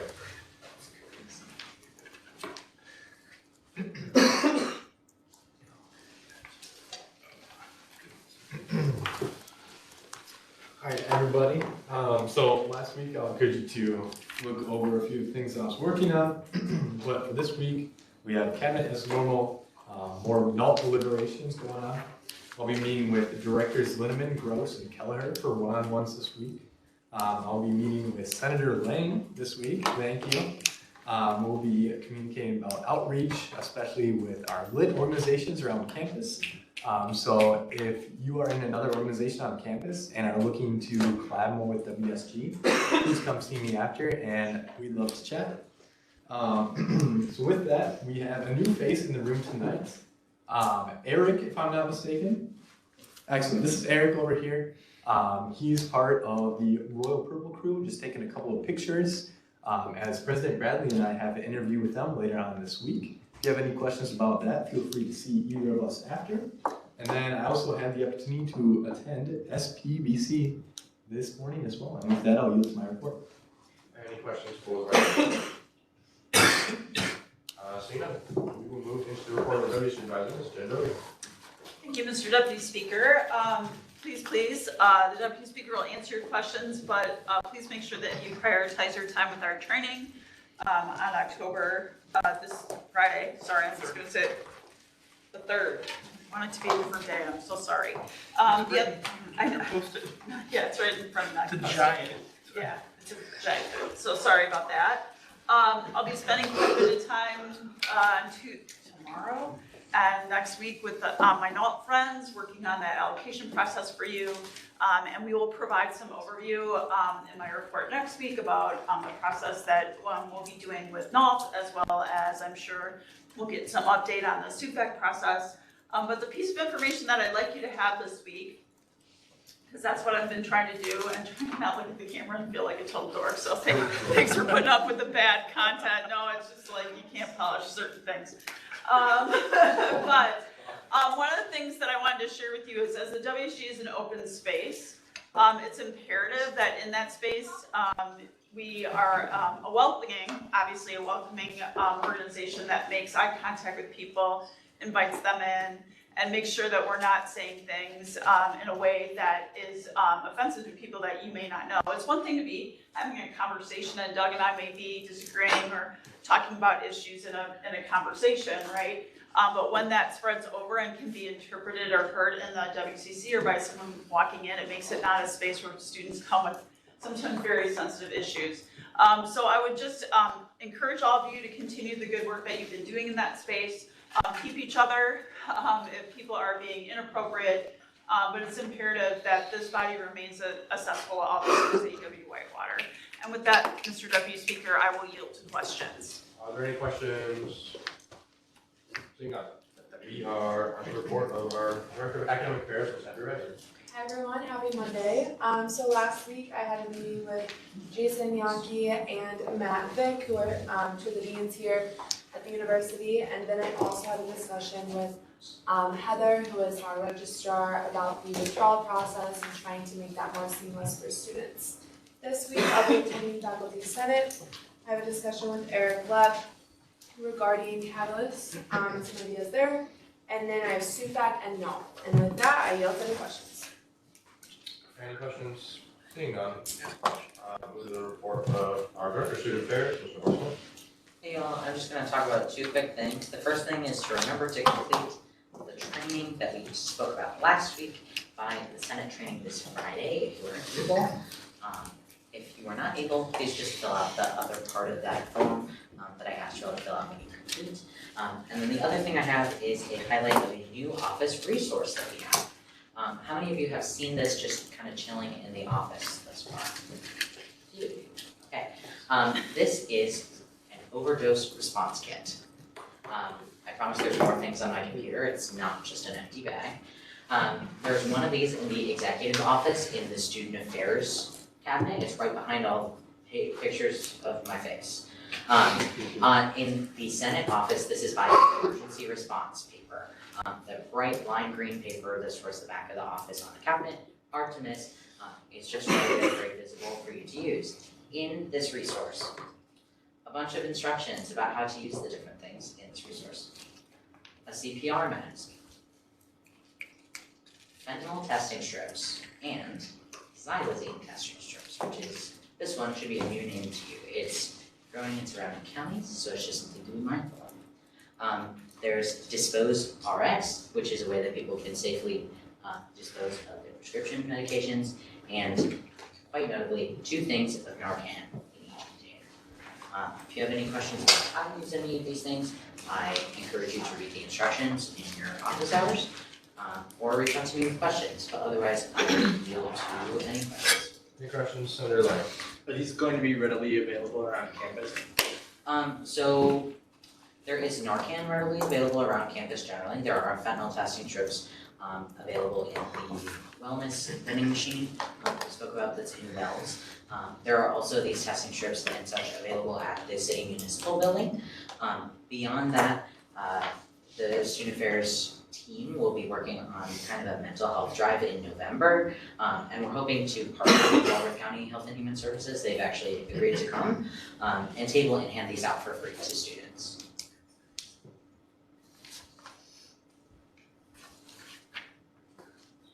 Any other questions? Seeing none. Vice President. Oh, Vice President. I just have a point of information. Some of those resources that Director Smith was showing up over there is also available through your housing complex if you live on campus. So feel free to reach out to your RA, your complex director. They'll most likely be able to get you in touch with some of those materials as well. There is Narcan available by the front desk of every residence hall.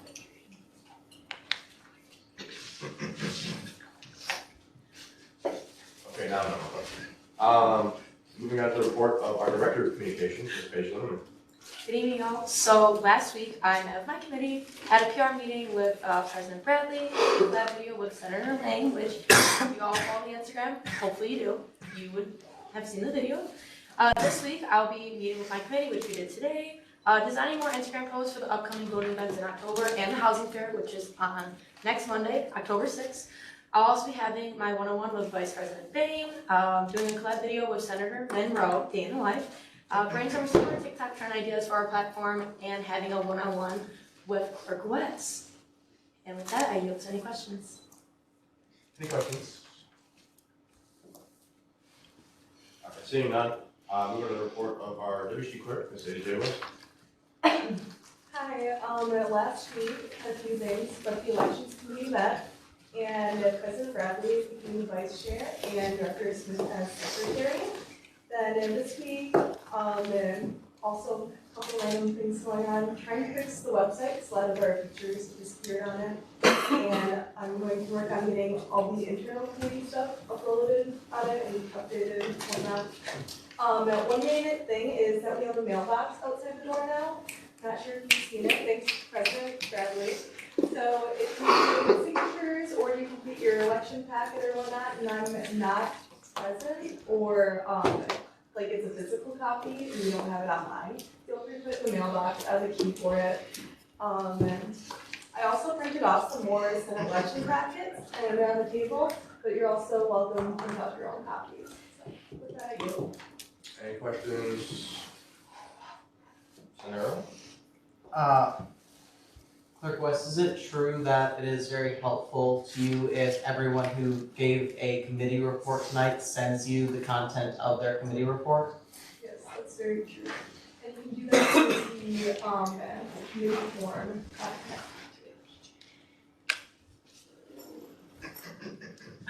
Alright, any further questions? Seeing none, we're on the report of our Senate parliamentarian, Mr. Blakey. Thank you. So last week, sort of acting speaker and then attended various committee meetings and met with some of the new senators to go over parliamentary procedure that they would need for every meeting and outreach events. If I didn't meet with you last week, I'll be meeting with you this week. A reminder that your first outreach event is due on October 6th.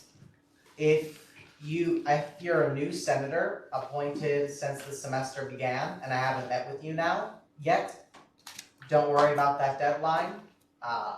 We'll talk about when yours are due. You'll get an extension because you didn't have the full time.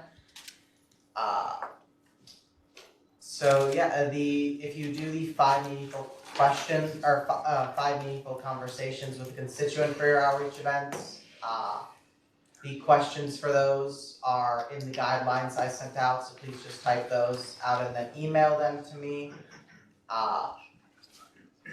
For the issue day, I'll be sending out an interest form after the meeting. So if you're interested in putting on a stand and advertising it where we're just receiving feedback from the community about a specific issue, please answer that out, our interest form. Both preparation for and staffing the event will both count as a outreach event. And then if you'd like help connecting with the unique constituency, please let me know.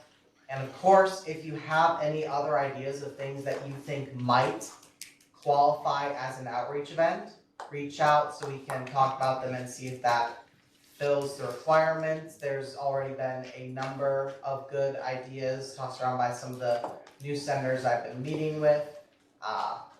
For example, if you can get WSG as a co-sponsor of a volunteer activity, this was Senator Thompson's idea. If WSG is a co-sponsor of that volunteer activity and you volunteer at it, then that will count as a outreach event as well. And besides that, I've prepared my motions cheat sheet that I passed around last semester. I'll hand this out after my report is done. It contains every motion you could conceivably use during a regular meeting. There you are. And this one, a improvement over last year's, is hole punched, so it can fit nicely in your binder. Constant improvements. And then I'll just say before I end or yield to questions, outside of the usual things on this cheat sheet, like motions to amend, please do ask if you are thinking about making one, or make a point of information to ask exactly how it's used before you use it. There have been times in the past when motions have been used in a way which is not exactly conducive to the proper governance in this group. So yeah, just please make sure you have all the context of what precisely a motion will do before you make it. And with that, I yield to questions. You all have these lovely placards in front of you. If you turn around, has some fun motions and what they mean. So point of information, right? It's request information. Yeah. I do have one question, and that's what happens if I do not complete an outreach event?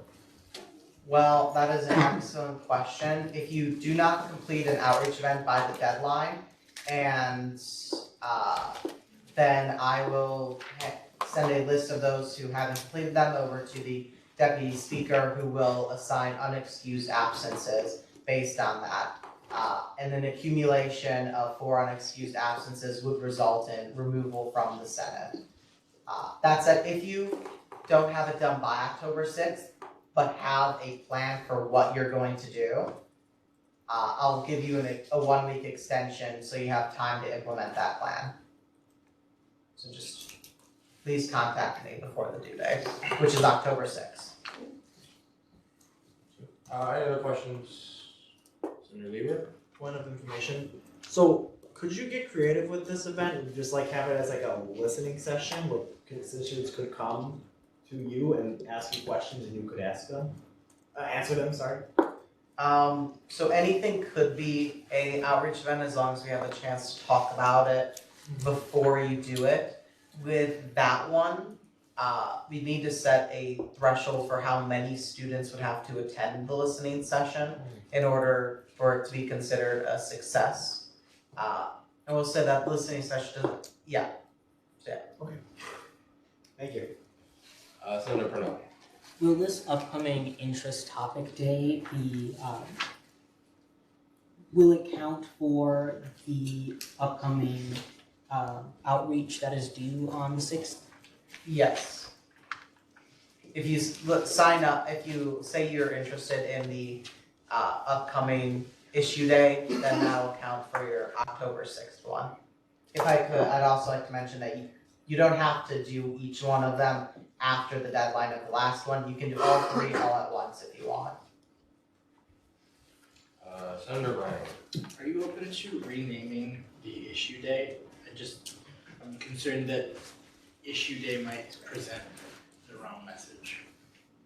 Yeah, I'll get together a group of everyone who's interested in participating with it and we can talk about all that. This has never been tried before, so it's in its I think it's beta form, and then we'll be able to polish it up, and the name can certainly be among those which is discussed. Any further questions for our parliamentarian? Seeing none, we're into my report. Last week I was out of the country. I attended the Annapolis World Cup in Bangkok, Thailand. This week I attended the Strategic Planning and Budget Committee and the Internal Communications Committee. Tomorrow I've got the Student Affairs and Operations Director screening interviews. I have a second misconduct data review with Director Smith, Gabby Drawley. There's a typo there, don't mind that. Chief of Staff and Thomas Kozlowski. Elections Engagement Committee tomorrow as well, where we will be electing committee leadership. CFAC regular meeting on Wednesday. Some more student affairs, research trainings, all so. Shared training on Friday. If you cannot make that, let me know. Email me. If you don't know if you can make it, let me know. If you don't know what that is, talk to me. I'm also just going to be recombobulated after flying and travel and catching up on stuff. Are there any questions or meetings? I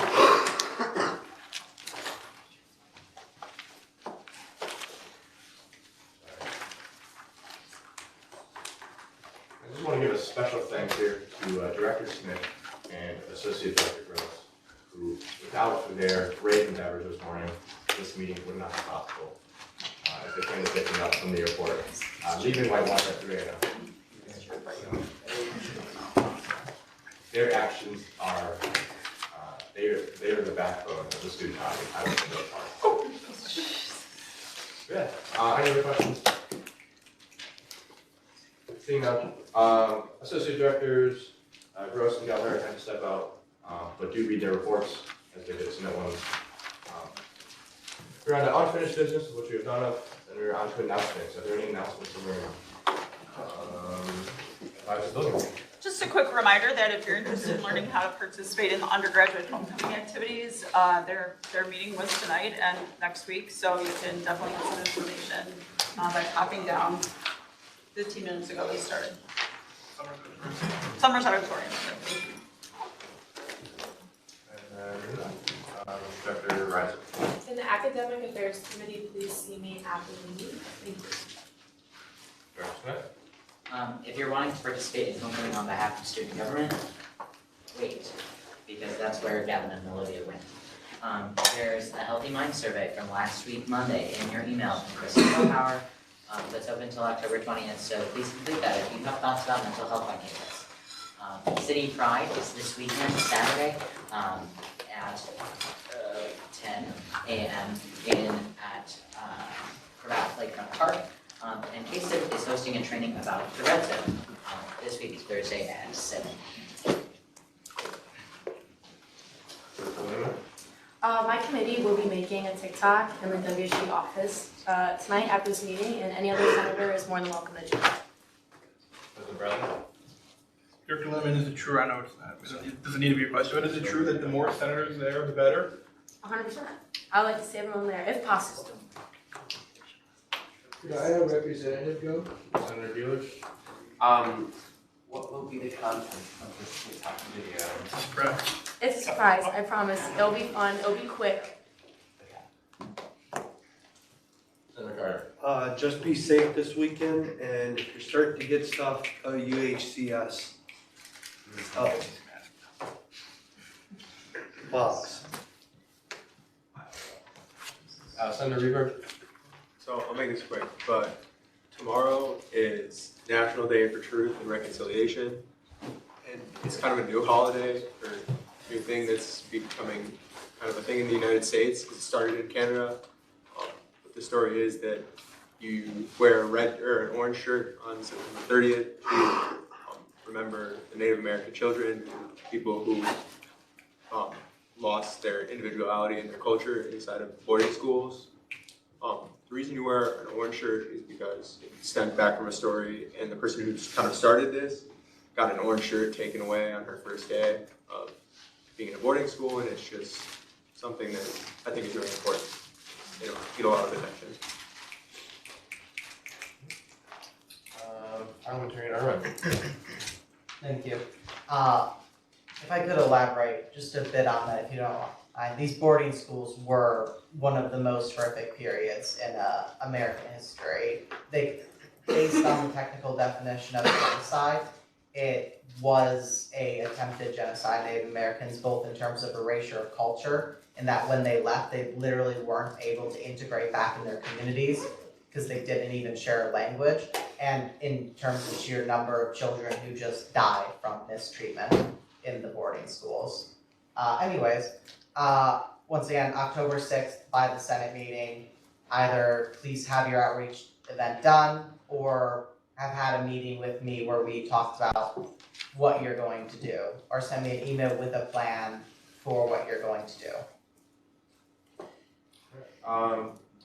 Director Smith. We're orange tomorrow, we're green on Monday. The following people, please see me after meeting. Senator-elect Richardson, Senators Lang, Reber, Thompson, Wheaton, Irwin, Vanderhyde. And if you have any questions about the training on Friday and what that looks like. With that, we are on to adjournment. Senator Punzel. I move to adjourn. Motion on the floor, looking for a second. Senator Carter. Second. We need a voice vote. Congratulations. Acclamation called by Senator Irwin. A lot of work. We're on here at 8:49.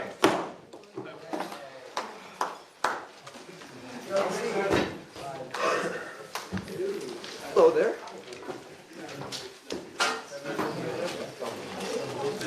So, be an academic affairs. Can I? I could say this could be a school project.